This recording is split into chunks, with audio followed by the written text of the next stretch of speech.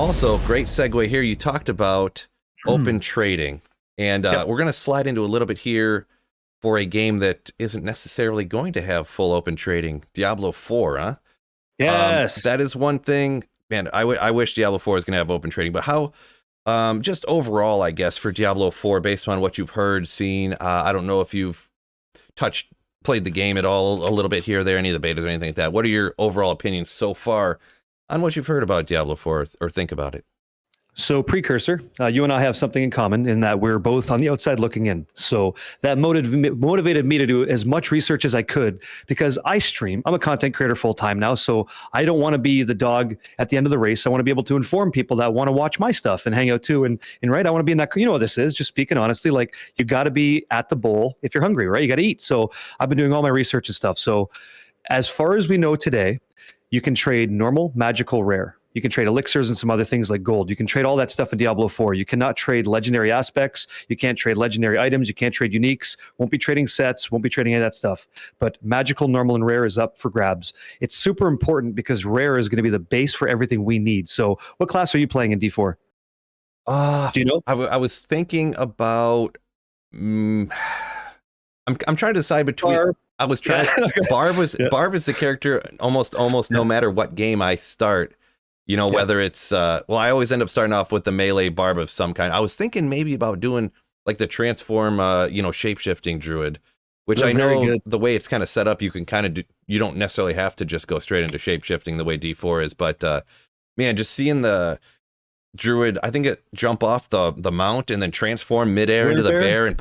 Yeah. That was like... How cool is that? Yeah, dude, that's so good, right? So so the reason I ask is like, if you're going to be playing a barbarian and, you know, you have this arsenal mechanic. So I'm tangenting off huge from your question, but it's so sick because we can hold 4 weapons at a time. And the average player is going to find, what did they say? 1 to 2 uniques per season. And a season goes, what, 3 to 4 months ish. So I don't think you and I are the average player. That's not who they're talking to, because we're playing 44 hours a week of D2R, right? Like I'm in the stuff. So I'm looking to find more. And as a barbarian, I can hold 4 different unique weapons, receive all the benefits of all 4 weapons, then make legendary items that coincide with those unique abilities. I am in there like swimwear. Like I am so ready to go for D4. You mentioned this in the previous podcast, and you're not the only person to like say this, but bad news sells better on YouTube. You get more clicks, like drama, like, oh my God, Sweet Phil just broke the game, says Diablo 4 sucks. It's like, I will watch that because I want to see the mannerisms. I want to see the information. I love the content. I'm in. What's he saying?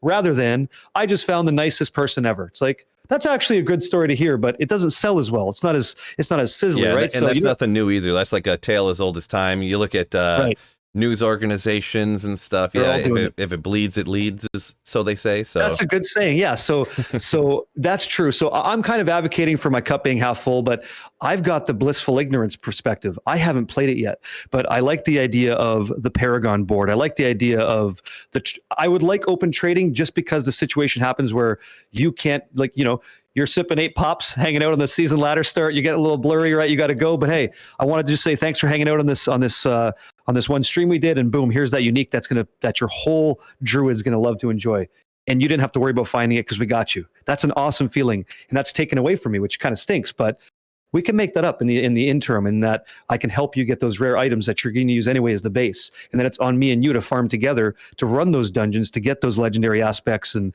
maybe hit that unique. So there's a lot of endgame for us to enjoy from what I'm reading. The Paragon boards are nuts.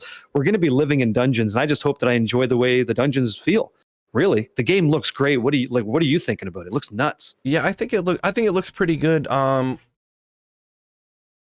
Living in the dungeons sort of worries me a little bit, just because, in my opinion, when I play, I don't like being essentially told where I have to go. Even though in a roundabout way, you're kind of like told where you got to go. Like if you want to find the rare unique items in D2, you got to go to the 85 areas. I can appreciate the fact that you don't want to live in a dungeon, so might be tough.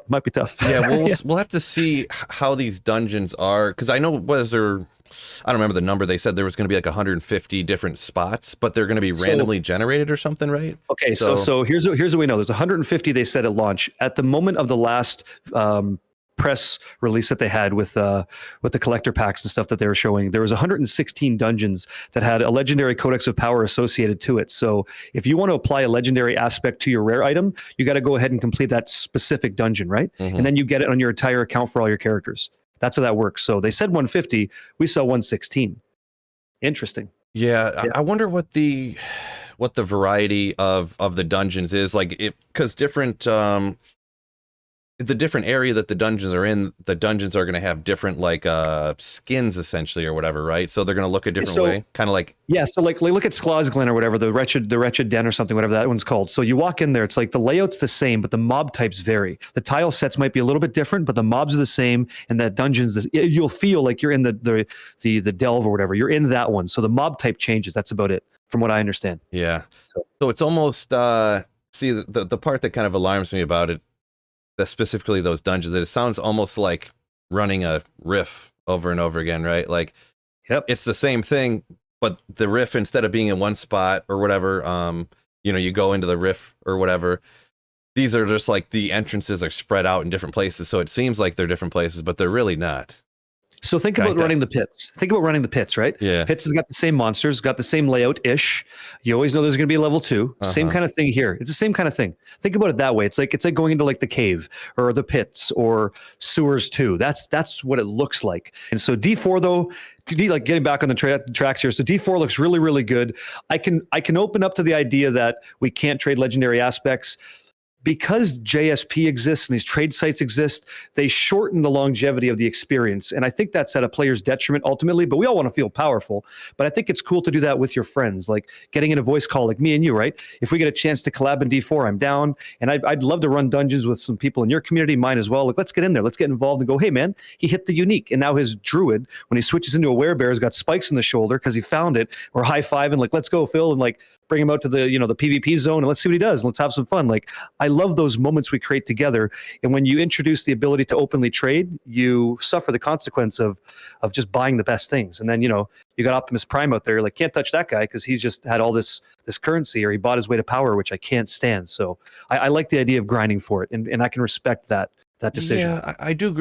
I'm kind of like, agree with everything you're saying. I would prefer the open trade, but I do agree also with finding the stuff yourself. Obviously, with me wanting to play single player all the time, that's kind of the same thing. The same sentiment, that I love the idea of finding everything yourself and stuff like that. It's a really hard balance. I'm optimistic for D4 and everything. I do love what I do like too is the way you kind of compared the dungeons to the pits too. That not that this is your job or anything, but it kind of made me feel a little bit better, because sometimes it's almost the way that you think about something in your head can determine how it actually is, how you perceive it. Actually, what's the words I'm trying to think of? Perception equals reality. Like. Absolutely. The difference between one thing and another could totally just be about how you look at it. So I appreciate hearing your perspective on that one. If you told somebody that like the new dungeons are like Greater Rifts, right? You've now likened that in their mind to that association. If I say it's like the pits to you now, you're like, huh, maybe he's right.